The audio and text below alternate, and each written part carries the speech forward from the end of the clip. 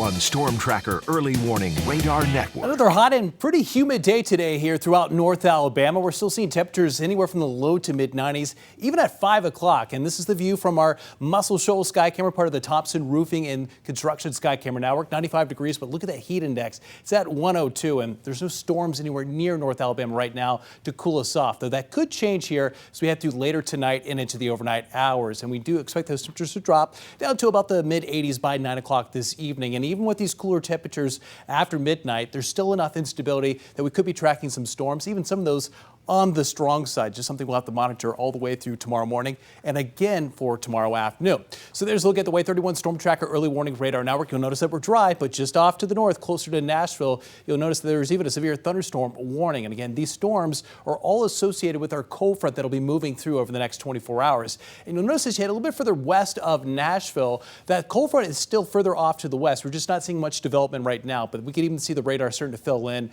over the next couple of hours, even for those areas closer to the Mississippi River. And that's why we have this severe weather outlook that's issued for tonight all the way through 7 a.m. tomorrow morning. You'll notice the yellow on the map that indicates a 1 out of 5 severe risk. So it's a low risk, and that's for damaging straight line winds. Then you'll notice that it stops closer to about the Tennessee River. Now that same cold front responsible for the storms tonight, it's going to sag a little bit further south by tomorrow afternoon.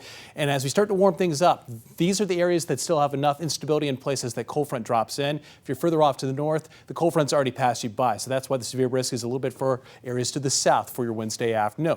Regardless, we could be tracking some showers and storms even as early as the morning commute tomorrow with that first round. A little bit of a lull all the way through about lunchtime, and then the chances start to go back up again into your Wednesday afternoon with all that daytime heating.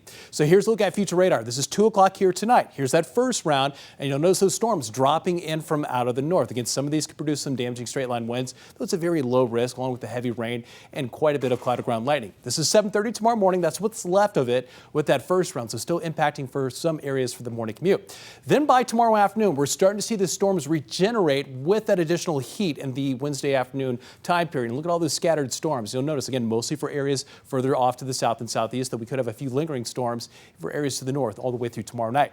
Then by Thursday, the final cold front pushing through, drier air moves in from out of the north, and that's going to really start to clear us out. And not only are we tracking drier conditions by Thursday, but lower humidity.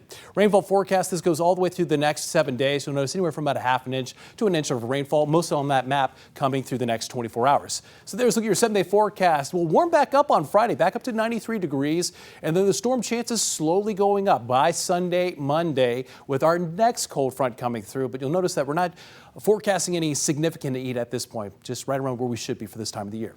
All right.